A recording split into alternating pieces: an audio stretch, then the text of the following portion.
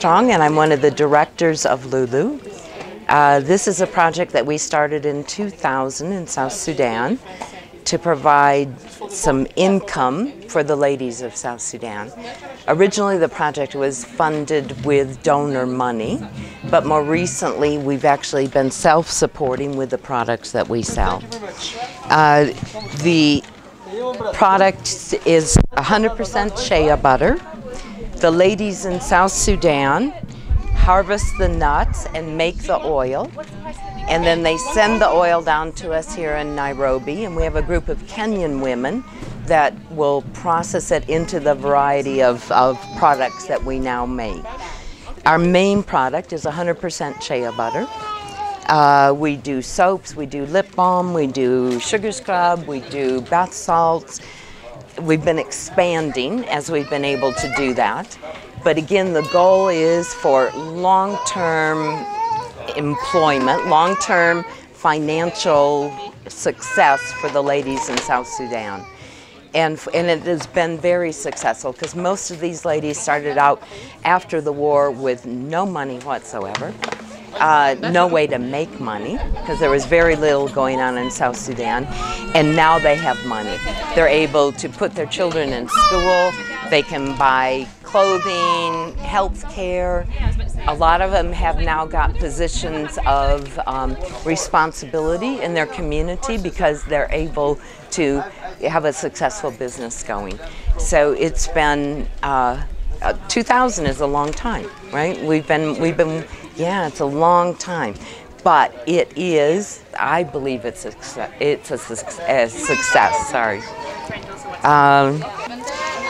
Things are difficult in South Sudan, and we started working all over where the tree grows, all across South Sudan, and then we found that because transport is difficult, security is difficult, we've consolidated into a few places there. But those women have been working, most of them have been working with us since early 2000. So it's a long-term project.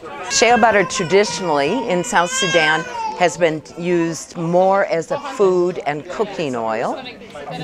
A food oil, okay? Also used as to help soften the skin and as a skin moisturizer. A lot of shea butter in 25 years ago came from West Africa, and it was used in making the confectionery industry, in baking, and it's mass produced. And about 20 years ago they realized that it had really good properties for the skin. It moisturizes the skin, it goes down into the skin, and at that point it started to be used in beauty products. But most things where you buy a shea butter product, it's only got a little shea butter in it. Ours is 100% shea butter. Yeah. Yeah, yeah. The only thing that we add to this are different perfumes or essential oils to give it a smell, but otherwise it's 100% shea butter. So do you have some the ones that you have here on show? Do you have any we don't. We could bring it down and sell it. One of the problems is teaching people to use it because Kenyans don't use it. Most Western folks don't know about using it, and it takes a lot of time and money actually to teach people how to use a new product. So we have not done that. We do sell product in South Sudan, and we do sell cooking oil in South Sudan. We just didn't have the resources here to introduce a new product and teach people how to use it. When we first started selling this, many people did not know what it was. So now people come, oh yes, we know we use it, yes we know it. And we don't have to teach as much, now we're selling, right? We are training Kenyan ladies, but those are the folks that make it here. The tree does not grow in Kenya. It'll grow right in the north, but it doesn't produce seeds, okay? And the oil comes from the seeds of the tree. So it can't be actually manufactured here in terms of getting the oil. Pressing the oil, this is all cold pressed. We take the nut, we grind the nut, and then it's hand pressed. The ladies walk around in a big press with an arm on it. Then it's we slowly bring it up, not quite to a boil, to make sure there's no water in it, and that's the product that the ladies make in South Sudan. It's actually, Lulu Works is a joint company. It's located both in South Sudan and in Kenya. And so when the ladies make the oil in South Sudan, we buy the oil from them, we being Lulu Works Kenya. Buy the oil from them. The ladies here in Kenya do all the formulation and packaging, and then at the end of the year we look at our profits and we distribute it back among the ladies have worked, both in South Sudan and in Kenya. Yes. Yeah, we're based in Nakuru. Exactly, at the JB. Yeah. Okay. Well, what we would hope is that this project continues to be self-sustaining and a moneymaker for the ladies. And that's unusual for most development projects. Most development projects start, they go on a couple of years, they stop, right? But because the ladies have been really committed, both in South Sudan and in Kenya, this has been a successful project. So we want to see it go forward. We want to see more ladies in South Sudan and more ladies here in Kenya making money from this project. Hello, this is Cream Team Art Designers. My name is Obara Hosbon. I work with this particular team. It's a group of artists who are coming up with unique designs compared to the normal designs that we see in the local market. So we are trying to come up with unique designs that can make somebody feel like really work of art has been done in this particular kind of an item. So we identify our products, we identify the products and the designs that we're going to produce so that we can come up with new designs that were not there before. So Cream Team Art Designers, as you can see, these products, the stone themselves also matter.